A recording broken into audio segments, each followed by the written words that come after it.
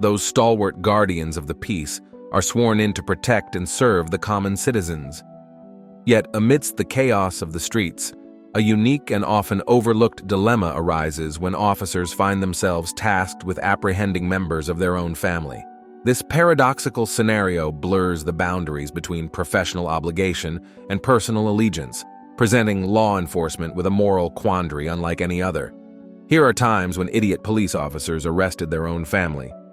Before we get into the main content of the video, don't forget to subscribe and hit the notification bell to receive updates on our latest videos.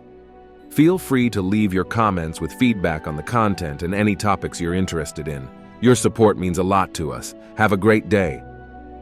#1 Officer Kovac. Sirens wailed in the quiet suburban street, shattering the evening peace. Mackay glanced nervously at the rearview mirror, flashing lights. He pulled over, heart hammering against his ribs. It was a routine traffic stop, or so he thought. Officer Kovac approached, his face a mask of disapproval. Mackay recognized him, Caitlin's father, a man whose icy stare could curdle milk. The stop escalated quickly. Kovac, voice laced with barely concealed hostility, demanded Mackay's license and registration. You can get out. You're going to jail. Get out. Have a seat in my car. We'll make shit up as we go. Then came the accusations. A broken taillight, a suspicious scent in the car. Mackay, frustrated but compliant, knew arguing wouldn't help. Suddenly, Kovac's tone shifted. "Where were you heading?" he barked. Mackay explained they were visiting a friend, Sarah. Kovac's eyes narrowed. Sarah Miller? The troublemaker's daughter? Mackay felt a prickle of irritation. "She's a good person, officer." Mackay, sensing a trap, tried to deflect, but Kovac, ignoring him, barked into his radio for backup. Unit 23, requesting backup at 4 Elm Street, possible drug activity. Mackay's stomach lurched. "There are no drugs, sir. We were just hanging out." Minutes later, Kovac, with 2 other officers, stood at Sarah's doorstep. "Let's pay Miss Miller a visit." Kovac, bypassing polite knocks, barged in, announcing a drug search. Sarah, bewildered but defiant, protested. I tell you get out of the car? Did I tell you get out of the car? Kovac, ignoring her rights, stormed through the house, ransacking drawers, turning furniture upside down. Mackay, watching from the porch, felt a surge of anger and helplessness. As Kovac stormed out, empty-handed but fuming, a choked sob reached his ears. He spun around to see Caitlin, tears streaming down her face, emerging from the back seat of Mackay's car. The sight ignited a terrifying fury in Kovac. "Caitlin!" he roared. "What are you doing here?" Caitlin, her voice barely a whisper, revealed her fear of being alone with Kovac's escalating behavior. How I'm going to tell the judge that you came to my house, You're being disorderly. Kovac, ignoring her pleas, reached for her. Caitlin flinched back, terror evident in her eyes, but it was too late. Grabbing her arm, Kovac practically shoved her into his patrol car. Mackay, frozen for a moment, reacted. "Officer Kovac, you can't do this. She's an adult." Kovac, his expression a chilling mix of rage and righteousness, sped away, leaving Mackay shouting in the street. I am 18. Goodbye. No, you're not. Get in my car. Why are you taking me? Get in my car. Why are you taking me? You have to give me a reason. By law, why are you pushing me? Why are you fucking pushing me? Caitlin, trapped in the back seat, felt her stomach churn. Her father, the man sworn to uphold the law, was breaking every rule to control her. Fear turned to defiance. This wouldn't stand. News of the incident spread like wildfire. Mackay, shaken but determined, reported Kovac's actions. An internal affairs investigation began, unearthing a string of complaints against Kovac, all conveniently ignored by his superiors. This time the evidence was undeniable. Weeks later, Kovac sat in the captain's office, his face ashen as he was terminated. The captain's voice boomed with disgust. "This isn't just about a bad traffic stop, Kovac. You abused your power, terrorized a young woman, and potentially endangered an innocent family." The flickering streetlight cast grotesque shadows on the alleyway, distorting Ethan's already tense form. He adjusted the strap of his worn backpack, the familiar weight a small comfort in the face of the approaching sirens. He hadn't done anything wrong, just a late-night shortcut home after a frustrating shift at the diner. Now fear coiled in his gut, the wail of the sirens an ominous echo in the narrow space. Two figures emerged from the shadows, their blue uniforms stark against the grimy brick wall. Captain Miller, Ethan's father, towered over his partner, his face obscured by the brim of his hat. Even in the dim light, Ethan recognized the set of his jaw, a telltale sign of his simmering anger. "Hold it right there!" Captain Miller barked, his voice gruff. Ethan froze, heart hammering against his ribs. "Dad? It's me, Ethan." The streetlight flickered again, briefly illuminating Captain Miller's face. A flicker of recognition crossed his features, replaced almost instantly by a steely mask of duty. "Hands where I can see them, son." Confused and scared, Ethan complied. "Dad, what's going on? Why are you doing this?" His father remained silent. The second officer, a young patrolman named Johnson, took Ethan's backpack and emptied its contents onto the grimy pavement. Textbooks, a crumpled receipt, a half-eaten granola bar, nothing incriminating. "Looks clean, Captain," Johnson said, eyeing Ethan warily. "Not clean enough," Captain Miller muttered, his gaze fixed on a crumpled flyer in the pile. It was an advertisement for a local bar hosting an under-21 night. Ethan had pocketed it earlier, a fleeting rebellious thought quickly dismissed. It was a stupid mistake to keep it, but it wasn't proof of anything. "Dad, that flyer doesn't mean anything," Ethan pleaded. "I'm not underage drinking." The anger in Captain Miller's eyes deepened. "Don't lie to me, Ethan. We've been getting reports of trouble at that bar. Kids like you causing a scene." Ethan's jaw clenched. "Dad, I haven't been to that bar. I work until midnight, remember?" The accusation felt like a betrayal. His father, the man who always believed in him, was looking at him like a criminal. Shame burned in Ethan's throat, acrid and bitter.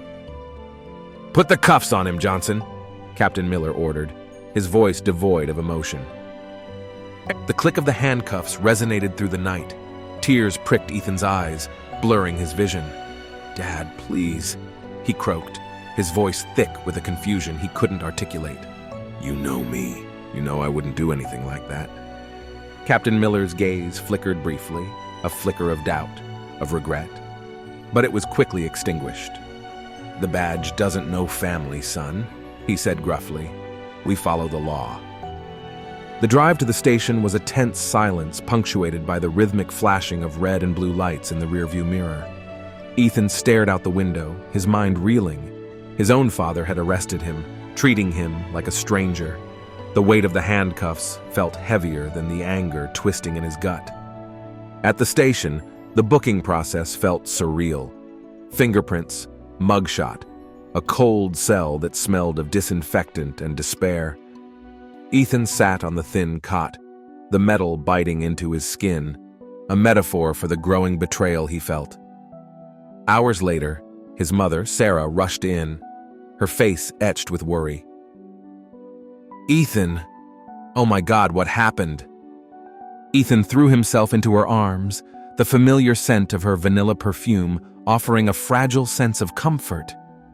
"Mom, he arrested me. Dad arrested me." Sarah's eyes widened in disbelief. She turned to Captain Miller, who stood rigidly by the door. "John, what is this? What's he done?" "Underage drinking," Captain Miller said curtly. "We received a tip-off about trouble at the Rusty Nail, and Ethan's—" His voice trailed off, a flicker of pain in his eyes. "Ethan doesn't go to bars, John," Sarah said, her voice firm. "He works late, you know that. He doesn't have time for this." Captain Miller looked away. "The evidence is there." Seeing the flyer, Sarah's face fell. "That doesn't prove anything," she countered, her voice cracking with frustration. "He probably just picked it up on his way home." Sarah wasted no time. She contacted a lawyer a woman named Miss Rodriguez, known for her fierce defense and dedication to helping wrongfully accused youth. Miss Rodriguez reviewed the case, her expression grim. "The flyer is circumstantial, but the burden lies on us to prove Ethan's innocence," she explained. "We need an alibi for the night of the supposed incident." Ethan's mind raced. His shift at the diner ended late, and there were no witnesses he could readily recall. A flicker of hope sparked when he remembered his friend, Maya, who sometimes worked the late shift at the bookstore across the street. "There's Maya," he blurted. "We sometimes chat outside after work if we see each other. She can vouch that I was there." Miss Rodriguez contacted Maya, and her testimony corroborated Ethan's story. However, it wasn't enough. Captain Miller remained distant, his belief in his son seemingly shattered. The tension between them at home was unbearable. One evening, Sarah found Ethan staring at a framed photo on the bookshelf. It was a picture from happier times, them at the beach, all smiles. "Remember this day?" she asked softly. Ethan nodded, the memory bittersweet. "You said Dad was the best cop you knew." Sarah sighed. "He is, Ethan. But sometimes things get complicated. The badge changes people." Days turned into weeks. Ethan felt increasingly ostracized. His friends were wary. The whispers followed him like a shadow. The court date loomed, a constant reminder of the fractured trust between him and his father. The day of the trial arrived. Miss Rodriguez presented a strong case, highlighting the flimsy evidence and Maya's alibi. The tension in the courtroom was palpable. When it was Captain Miller's turn to testify, his voice was strained. He recounted the arrest, his face betraying a hidden conflict. During cross-examination, Miss Rodriguez pressed Captain Miller. "Did you consider the possibility that your son might be innocent?" He hesitated, his gaze flickering to Ethan. The evidence pointed. "The evidence was a flyer, Captain," Miss Rodriguez interrupted, her voice sharp. "Did your duty supersede your love for your son?" Captain Miller remained silent, a flicker of shame crossing his features. The courtroom held its breath. Finally, the verdict came, not guilty. Relief washed over Ethan, but it was tinged with a bitter aftertaste. Later, outside the courthouse, Ethan stood awkwardly beside his parents. Sarah hugged him tightly, tears welling in her eyes. Captain Miller cleared his throat. I'm glad this is over," he said gruffly, extending a hesitant hand. Ethan took it, the calluses on his father's hand unfamiliar, a physical manifestation of the distance that had grown. "Me too, Dad." The walk home was silent. Back in their familiar house, it felt strangely different. The air crackled with a tension that lingered. That night, over dinner, Sarah spoke up. "We need to talk, both of you." Captain Miller looked up, a flicker of vulnerability in his eyes. Ethan nodded, his own emotions a tangled mess. The conversation was long and difficult. Captain Miller apologized for his actions, his voice heavy with regret. "I let my job cloud my judgment.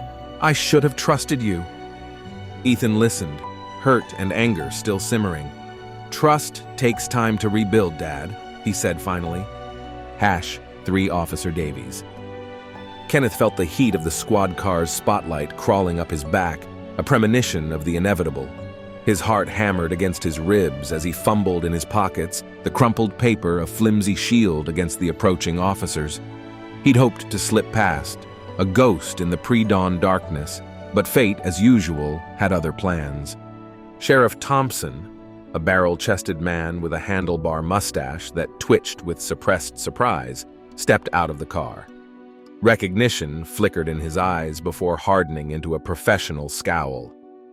"Kenneth?" Kenneth swallowed, the paper ball feeling like a rock in his throat. "Hey, Sheriff, just..." he stammered, searching for an excuse. "Just what?" A second officer, a young woman named Ramirez, materialized beside Thompson, her face stoic. Walking my dog," Kenneth blurted, gesturing vaguely towards the deserted park across the street. Thompson's gaze shifted to the empty space, his skepticism evident. "Looks like your dog took the morning off." He took a step closer, the air around him crackling with authority. "Kenneth!" a booming voice interrupted. A tall figure emerged from the shadows, his silver hair catching the first rays of dawn. It was Commissioner Davies, Kenneth's father, his face a mask of righteous anger. "What's going on here?" The officers straightened, a touch of surprise flickering across their faces. Davies, a pillar of the community and a man known for his integrity, commanded respect. Yet in his eyes, Kenneth saw a flicker of something else, desperation. "Commissioner Davies," Thompson greeted with a respectful nod. "We were just talking to your son." "About what?" Davies demanded, his gaze swinging to Kenneth. Kenneth's cheeks burned with shame. "It's nothing, Dad. Just a misunderstanding." "Don't be ridiculous," Davies barked, placing a hand on Kenneth's shoulder, a gesture that felt more like a restraint. "Tell the officers the truth." Kenneth felt a flicker of fear. The truth couldn't be revealed. Not in front of them, not in front of anyone. He'd been foolish, entangled in a bad deal, and now there was a warrant out for his arrest. He couldn't let his father's reputation take the fall for him. "There's no truth, Dad," he insisted, pushing his father's hand away. "The sheriff's mistaken." Sheriff Thompson studied them both, his face an unreadable mask. "If there's no misunderstanding, sir, then perhaps we could—" Davies cut him off, his voice gaining a desperate edge. "Sheriff, can't we just settle this privately? There must be a way." Kenneth's stomach lurched. His father was hinting at a bribe, something he'd always condemned in public. Was his own reputation worth more than justice? Ramirez, the young officer, cleared her throat. "Commissioner, with all due respect, we can't ignore a warrant. The law applies to everyone." There was a steely glint in her eyes, a refusal to be swayed by power or influence. Kenneth felt a flicker of respect for her unwavering integrity. Davies's face reddened. The facade of righteous anger crumbled, replaced by a mixture of shame and fury. "You think I'd stoop to such tactics?" he blustered. Thompson's voice remained steady. "We're just doing our job, Commissioner. We can't turn a blind eye to a warrant." Finally, Davies sighed, defeated. "All right, Sheriff, do what you have to do." Kenneth watched as the officers handcuffed him. There were no tearful goodbyes, only a heavy silence that spoke volumes. Later at the station, Ramirez watched Kenneth through the one-way glass. He looked pale, a haunted look in his eyes. She knew this wasn't a regular arrest. There was something more, a layer of unspoken truths beneath the surface. "A rough one," Thompson said, joining her. Ramirez nodded. "His dad, the commissioner, that was unexpected." "Yeah," Thompson sighed. "Always tough dealing with family. But the badge doesn't care who you're related to. We uphold the law, no exceptions." Ramirez glanced at Kenneth again. Was upholding the law always this clear-cut? Seeing the pain in his eyes, she wondered if there was something else at play, something Davies was desperate to hide.